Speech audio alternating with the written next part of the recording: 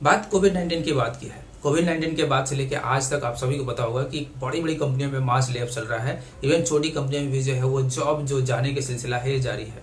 ऐसे ही सिनेरियो में mister x का जॉब आफ्टर कोविड 2022 की बात है, वहाँ पे चली जाती है और मिस्टर एक्स जो है वो गूगल प्ले स्टोर से इंस्टेंट लोन अप्रूवल के लिए जो है वो ऐप डाउनलोड करते हैं और वहाँ पे अपने एप्लीकेशन को फिल करते हैं। अपनी एप्लीकेशन को फिल करने के बाद उन्हें 30,000 का लोन जो है वो इंस्टेंट अप्रूवल मिल जाता है। और इस इंस्टेंट अप्रूवल के बाद जब वो इन हैंड देखते हैं तो उनकी अकाउंट में क्रेडिट होता है ओनली 27,000। जब वो कस्टमर केयर से बात करते हैं तो उन्हें पता चलता है कि 3,000 जो है उनके टीडीएस अमाउंट जो है वो कट गया है और अब जो उन्हें मिलेगा वो 27,000 ही मिलने वाला है, चाहे वो कुछ भी कर ले। वो ऑलरेडी जो है उनके अकाउंट से 10% के हिसाब से 3,000 रुपये जो है वो कट गया है, जो कि अब उन्हें नहीं मिलने वाले। उन्होंने जैसे तैसे करके 27,000 में अपने खर्चे चलाए और 2 महीने बाद जब उसे भरने की बारी आई, जब वो भरने गए तो उन्होंने जब कस्टमर केयर को कॉल किया तो कस्टमर केयर बताती है कि उन्हें जो है उस 27,000 के अलावा 3,000 जो टीडीएस कटा है उसको इंक्लूड करके प्लस से एक्स्ट्रा जो है वो 9,000 आपको टैक्स जो है वो फिल करना है, जो कि एटलीस्ट होता है 30% के आसपास। आप देखोगे तो उन्हें दिखाई देगा कि 27,000 का टैक्स उन्हें 9,000 एक्स्ट्रा भरना है, प्लस में जो 3,000 कट गया उनका वो भी जो है फिल करना है। और ये जो एक्स्ट्रा लोन है, जो एक्स्ट्रा इंटरेस्ट है, ये इंटरेस्ट जो है आरबीआई की गाइडलाइन में नहीं है, जिसके बारे में हम लोग बाद में बात करेंगे। अब इस लोन को जो है वो भरने से मना कर देते हैं, जो एक्स्ट्रा इंटरेस्ट है उसको भरने से मना कर देते हैं। तो कस्टमर केयर जो है उन्हें अब्यूज करता है, बदतमीजी से बातें करता है, गालियाँ देता है और साथ में ये भी धमकी देता है कि जो उनका डिटेल्स है उस डिटेल्स के साथ साथ उनके पूरे फैमिली का डिटेल्स भी जो है उनके पास, उन्हें पूरे रिलेटिव का डिटेल्स उनके पास है और वो सबको जो है वो कॉल करेंगे और ऐसे ही गालियाँ देके जो है वो बदनाम करेंगे उसे, कि जब तक जो है वो इंटरेस्ट के साथ उनके पैसे वापस नहीं फिल करता है। तो ये जो है ना इंस्टेंट पर्सनल लोन की एक ऐसी खामियां है जो कि आपके लिए बहुत ज़्यादा डेंजरस हो सकती है। और ये कोई बनावटी कहानी नहीं है, ये 2022 में इंडिया टुडे में एक आर्टिकल में छपा था जो कि आप देख सकते हो। और इंस्टेंट पर्सनल लोन की ये कोई इकलौता कहानी नहीं है, ऐसे बहुत सारी कहानियां हैं जिनके बारे में हम लोग डिटेल से चर्चा करेंगे। तो जय हिंद दोस्तों, मैं हूँ प्रशांत और इस वीडियो में हम लोग बात करने वाले हैं इंस्टेंट पर्सनल लोन किस तरीके से जो है वो डेंजरस साबित हो सकता है। तो वीडियो को पूरा देखना, चैनल को सब्सक्राइब कर लेना और मुझसे आप जुड़ना चाहते हो वीडियो के डिस्क्रिप्शन में लिंक मिल जाएगा जहाँ से आप मुझसे जुड़ सकते हो। तो चलिए और अच्छे से जानते हैं।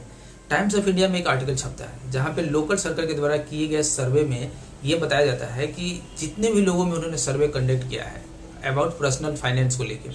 वहाँ पे ये देखने को मिला कि उन्हें एटलीस्ट मिनिमम जो है वो 25% एनुअल इंटरेस्ट के रेट से पेमेंट जो है वो करना पड़ता है। और उसके साथ साथ ये भी है कि ये तो जो है केवल मिनिमम अमाउंट है, जहाँ पे जो है लोगों को जो है वो 49 से लेके 60-70% तक जो है वो पे करना पड़ता है। उसके साथ साथ जो है उन्हें जब भी वो इंटरेस्ट को पे करते हैं तो बहुत सारे अब्यूजिंग वर्ड का जो है वो सामना करना पड़ता है कस्टमर केयर से और टाइम पे ना फिल करने के लिए। साथ में इसी सर्वे में भी पाया गया कि बहुत सारे ऐसे भी लोग हैं जहाँ पे उनसे 400 से 500% इंटरेस्ट एनुअल रेट से जो है वो वसूला जाता है। और ये इंस्टेंट पर्सनल लोन की जो है एक सबसे डार्क रियलिटी है। इसी बारे में डिटेल से चर्चा करते हैं कि किस तरीके से जो है ये पर्सनल लोन एक बहुत बड़ा डेंजरस हो जाता है, इसके पीछे क्या क्या फैक्टर्स होते हैं। तो एक एक करके उन फैक्टर्स को जो हम लोग डिस्कस करते हैं। जो पहला फैक्टर है वो है इजी एक्सेसिबिलिटी। अब इजी एक्सेसिबिलिटी होने के कारण लोग जो है वो ये नहीं देखते कि उसके टर्म एंड कंडीशन क्या है, किस तरीके से उसे फिल करना है, कितना % फिल करना है। उन्हें बस जो है इंस्टेंट लोन चाहिए और ये इंस्टेंट लोन उन्हें बाद में बहुत ज़्यादा जो है नुकसान देता है। तो जहाँ भी इजी एक्सेसिबिलिटी होता है कि 1 क्लिक पे आपका लोन अप्रूव हो जाता है, ये 1 क्लिक जो है आपके रीपेमेंट के टाइम पे बहुत ज़्यादा डिफिकल्टी क्रिएट करता है और ये इतनी ज़्यादा डिफिकल्टी क्रिएट कर देता है कि आपका जो इंटरेस्ट है वो आपके जो प्रिंसिपल है उससे ज़्यादा हो सकता है। दूसरा जो सबसे बड़ा फैक्टर है वो है कि हाई इंटरेस्ट रेट और hidden charges. High interest rate जो है वो आपको दिखाई दे सकता है, हो सकता है कि आपने टर्म एंड कंडीशन में ये पढ़ लिया होगा कि हाँ ये हाई जो है ये आपको इंटरेस्ट देना पड़ेगा और आप सोचते हो कि आप 1 महीने 2 महीने में जो है वो पे कर दोगे, लेकिन उसके बाद के जो हिडन चार्जेस होते हैं वो आप नहीं देख पाते हो। ऐसा होता है कि जब भी आपका लोन जो है वो 30,000 के अप्रूव होता है, 50,000 के अप्रूव हो जाता है, 10% 15% के हिसाब से ऑलरेडी जो है वो उसे काट लेते हैं। तो आपके इन हैंड में जो है वो ऑलरेडी 10% 15% लेस पैसे आते हैं। और जब आप फाइल करने जाते हो तो आपको ऐसा होता है कि जब भी आप 1 महीने में फाइल करते हो तो हो सकता है कि इंटरेस्ट रेट ज़्यादा आपको लग जाता हो, 2 महीने में फाइल करो तो हो सकता है इंटरेस्ट रेट और ज़्यादा लग जाता हो, 3 महीने में जो है वो रीपेमेंट कर रहे हो तो हो सकता है कि इंटरेस्ट रेट और ज़्यादा बढ़ जाता है। और इवन जो है कभी कभी तो ये भी कंडीशन देखने को मिलता है कि जहाँ पे इंटरेस्ट रेट अगर 25% है तो वो एनुअली है, लेकिन आप 6 महीने में करते हो तो आपको 50% पे भी करना पड़ेगा और अगर आप 3 महीने में करते हो तो आपको 100% तक जो है वो रीपेमेंट करना पड़ सकता है। तो ये सिनेरियो जो है वो आपको सबसे ज़्यादा खतरनाक होता है, जहाँ पे हिडन चार्जेस के बारे में जो है आपको पता होने चाहिए। तीसरा जो हिडन फैक्टर आता है वो आता है लेक ऑफ फाइनेंशियल प्लानिंग। अब लेक ऑफ फाइनेंशियल प्लानिंग, क्योंकि फाइनेंशियल प्लानिंग ना होने की वजह से आप जैसे भी जहाँ से भी मर्जी होता है वहाँ से ये इंस्टेंट लोन अप्रूव करा लेते हो, और वैसे सिनेरियो में आपको देखने को मिलता है कि जब रीपेमेंट करने की बारी आती है तो आपकी जो पूरी फाइनेंशियल प्लानिंग है वो सब कुछ जो है वो गड़बड़ हो जाता है, और यही गड़बड़ जो है आपको कभी भी इस लोन पेमेंट से बाहर नहीं आने देता, और बार बार जो है आपको इसकी पेमेंट करनी पड़ती रहती है। और कभी कभी तो ऐसा भी होता है कि आप एक बिल को जो है दूसरे बिल से पे कर रहे हो, दूसरे बिल को तीसरे बिल से पे कर रहे हो, और ये सर्कल जो है वो चलता रहता है, और आप एक प्रॉपर प्लानिंग के साथ ये सारी चीज़ों से छुटकारा नहीं पा पाते हो। फोर्थ जो फैक्टर आता है होता है एग्रेसिव डेप्थ कलेक्शन। जब ये डेप्थ कलेक्ट करने की बारी आती है तो इतना एग्रेसिव कलेक्ट करते हैं वो कि आपके पास और कोई चारा नहीं रहता कि आप उसे एक्सटेंड कर सको या जो है आप उसे फेल करो। अब जब एग्रेसिव का क्या मतलब है, एग्रेसिव का मतलब है कि जब भी डेप्थ कलेक्ट करने की बारी आती है तो अगर आपने एक दिन 2 दिन पे लेट किया तो वो आपको अब्यूजिंग वर्ड्स जो है वो सुनाना शुरू करते हैं। और ये जो है ये ऐसा नहीं है कि ये केवल एक आदमी की कहानी है। इस पूरे सर्वे में देखोगे तकरीबन हजारों लाखों लोगों पे जो है ये सर्वे किया गया, जहाँ पे ऐसा पाया गया कि हर किसी के डेप्थ कलेक्शन में आपको जो है ये अब्यूजिंग वर्ड देखने को मिला, जहाँ पे अगर उन्हें एक दिन का भी लेट होता है या थोड़ा सा भी जो है वो लेट होता है तो उन्हें अब्यूजिंग वर्ड जो है वो सुनना पड़ता है। और ऐसे सिनेरियो में आपके पास और कोई चारा नहीं रहता कि आप दूसरा लोन अप्रूव करवाओ और उससे ले पहला लोन जो है वो फेल करो, और ये सर्कल जो है आपके साथ बना रहता है हमेशा के लिए।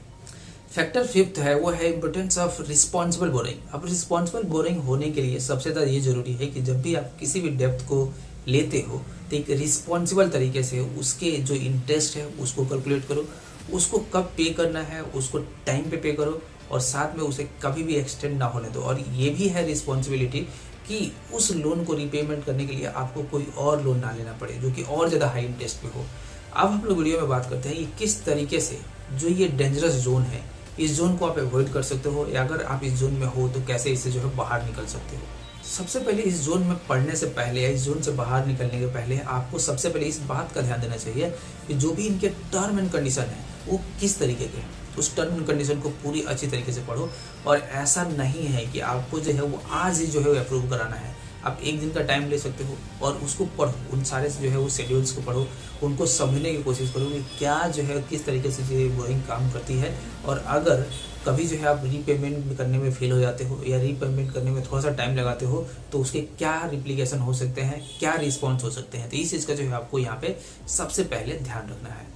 इसका दूसरा जो है सबसे बड़ा सोल्यूशन है कि आपको इस चीज़ का देखना है कि जब भी आप कोई भी इंस्टेंट लोन जो है वो अप्रूव करवा रहे हो तो इस इंस्टेंट लोन के बजाय आपके सिविल स्कोर पे क्या इम्पैक्ट पड़ेगा। ऐसा ना हो कि जब आपको बड़ी लोन लेने की बारी आए तो आपका सिविल स्कोर इतना गिर गया हो कि आप जो है वो बड़ा लोन ले ही ना पाओ। जैसे कि आप गाड़ी ले रहे हो, घर ले रहे हो, वैसे सिनेरियो में आपको जो है वो लोन ही अप्रूव नहीं होगा। तो इस चीज़ का जो आपको सबसे पहले ध्यान रखना है कि जो भी आप इस लोन को ले रहे हो या जो भी इंस्टेंट लोन आप अप्रूव करवा रहे हो उसके टर्म एंड कंडीशन आपके फेवरेबल में है या नहीं है, आपके सिविल स्कोर पे कितना ज़्यादा इम्पैक्ट डालेंगे, इस चीज़ को जो है वो डिस्कस करो। और इस चीज़ के बाद ही जो है आप उसे अच्छे तरीके से जो है वो प्लानिंग करो कि आप जितना भी लोन जो है वो लोगे उसे एक अच्छे तरीके से रीपेमेंट कर दोगे। सोल्यूशन नंबर 3 आता है कि जब भी आप किसी भी ऐप से या किसी भी इंस्टेंट ऐप से या किसी भी बैंक से आप पर्सनल लोन जो है अप्रूव करवाते हो तो उससे पहले इस चीज़ का ध्यान रखो कि उनका जो कलेक्शन मेथड है वो कैसा है, किस तरीके से जो है वो कलेक्ट करते हैं, और उसके पीछे का जो है वो क्या कहानी है, किस तरीके से जो उन्होंने प्रीवियस काम किया है, उनका रिव्यू कैसा है,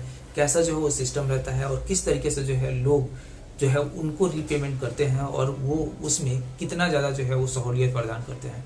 आपके लिए कितना ज़्यादा जो है वो आसानी प्रदान करेंगे रीपेमेंट करने में, और साथ में आपके कितने दिनों तक जो है ये लोन रख सकते हो आप। और उसके रेप्लिकेशन तो कुछ ज़्यादा निगेटिव आपके सिविल स्कोर पे या आपके लाइफ पे जो है नहीं पड़ने वाला है, और साथ में आपके जो रिलेटिव्स है, आपके फैमिली मेम्बर है, उन पे ऐसा कोई जो है रेप्लिकेशन नहीं पड़ने वाला। जैसे हमने मिस्टर एक्स के केस में देखा था कि उनके साथ साथ उनके फैमिली को भी जो है अब्यूज किया गया था। सोल्यूशन नंबर 4 आता है कि जब भी आप इस तरीके का जो है वो लोन प्लानिंग करते हो तो उस चीज़ का जो है आप हमेशा ध्यान रखो कि आपका बजट जो है आपके फाइनेंशियल प्लानिंग से मैच करता हो। अगर इन चीज़ों पे जो है आप सबसे पहले फोकस करोगे कि आपका जो बजट है उसे तैयार कर लो और उसी के हिसाब से जो आप अपना लोन अप्रूव करवाते हो तो जो भी चीज़ें अप्रूव होगी वो आपके बजट के हिसाब से होगी। अब देखो, ज़रूरत तो सबको है, पैसों की ज़रूरत सबको है। अगर आपके पास एक बहुत ज़्यादा नीड आ जाता है तब उसे अवॉइड नहीं कर सकते हो, लेकिन उससे होने वाले जो समस्याएं हैं उसको जरूर अवॉइड कर सकते हो। तो उसके लिए ज़्यादा ज़रूरी है कि आप प्लानिंग करो, बजटिंग करो, जिससे जो है आप एक अच्छा सा रीवैल्यूएशन जो है उसका क्रिएट कर सको और उस रीवैल्यूएशन के हिसाब से जो है आप उसे पे कर सको, ताकि बाद में आपको ऐसा भी ना लगे कि आपके लिए एक बहुत ही बड़ा सा जो है बोझ बन गया है और आप जो पेमेंट कर रहे हो वो शायद एक बहुत ही बड़ी पेमेंट कर रहे हो। जो लास्ट हेल्प आता है कि देखो, अगर आपको इंस्टेंट पर्सनल लोन मिल भी जाता है, उसे लेने से पहले इस बात का ध्यान रखो कि अगर आपका काम जो है वो आपके इमरजेंसी फंड से हो जाता है या आप ऐसे लोगों के पास चले जाते हो जो कि आपके फ्रेंड्स एंड फैमिली से हैं, जहाँ से आपको थोड़ी बहुत मदद मिल जाती है, तो वैसे सिनेरियो में जो आप इसे अवॉइड कर सकते हो। उससे ना ही आपके सिविल पर स्कोर पड़ेगा, ना ही आपके रिलेशन में जो है किसी तरह का इम्पैक्ट पड़ेगा और ना ही आपके बिहेवियर में किसी तरह का इम्पैक्ट पड़ेगा और ना ही आपको किसी तरह का प्रेशर झेलना पड़ेगा, जहाँ से जो है आप बहुत ही अच्छे तरीके से जो है इस जो डिफिकल्ट टाइम आएगा उसे जो है आप निकल सकते हो। अब देखो, इंस्टेंट पर्सनल लोन का अप्रूव होना आजकल के टाइम पे जो है बहुत ही आम बात हो गया है और बहुत ही जल्दी जो है बहुत सारे लोगों को अप्रूव हो जाता है। इवन जो आजकल के यंगस्टर है उनको ये लोन बहुत जल्दी अप्रूव हो जाती है, क्योंकि पहली बार तो एक तो लोन उठा रहे होते हैं, उनका सिविल स्कोर जो है वो अच्छा रहता है शुरुआत में, और बाद में जब इस लोन के चक्कर में पड़ते हैं तो वो अब केवल एक ऐप तक ना रह के दूसरे ऐप को भी जो है यूज करते रहते हैं, जहाँ पे एक से उठा के दूसरे को भरते हैं, दूसरे से उठा के तीसरे को भरते हैं और ये सिनेरियो चलते रहता है। और इस सर्कल में एक बार फंसने के बाद जो है वो एक बहुत ही यंग एज में आप अपने आप को अपने अगल बगल देखते हो कि आपको हर जगह से जो है वो लोन जो है वो दिखाई देता है। तो ऐसे सिनेरियो को अवॉइड करो और कोशिश करो कि अपने लाइफ में जो भी चीज़ें आप प्लानिंग कर रहे हो एक बजट के तहत प्लानिंग करो, और उस बजट के साथ आप जिस तरीके से जो है वो प्लानिंग कर सकते हो, जितना कोशिश कर सकते हो आप इंस्टेंट पर्सनल लोन से खासकर दूर रहो, क्योंकि पर्सनल लोन जितना दिखने में आसान होता है उतना ही ज़्यादा खतरनाक होता है। पर्सनल लोन के कंपेयर में जो बाकी लोन होते हैं वो काफ़ी ईजी होते हैं, उनको पेमेंट करना भी और उन पर इंटरेस्ट रेट भी। लेकिन जो पर्सनल लोन होता है ये केवल इसीलिए स्ट्रक्चर किया गया रहता है कि जहाँ पे आपसे ज़्यादा जो है फीस वसूली जाए और ज़्यादा जो है आपको प्रॉब्लम में डाला जाए, और ये अप्रूव भी जल्दी होते हैं और आपको नुकसान भी जो है वो जल्दी पहुँचाते हैं। तो होप सो कि ये वीडियो जो है आपको पर्सनल लोन के बारे में थोड़ा बहुत नॉलेज जरूर प्रदान किया होगा। आने वाले वीडियो में हम लोग ऐसी चीज़ें डिस्कस करते रहेंगे, तो चैनल को सब्सक्राइब कर लेना, वीडियो को जो है वो लाइक एंड शेयर कर लेना। मिलते हैं अगले वीडियो में। जय हिंद।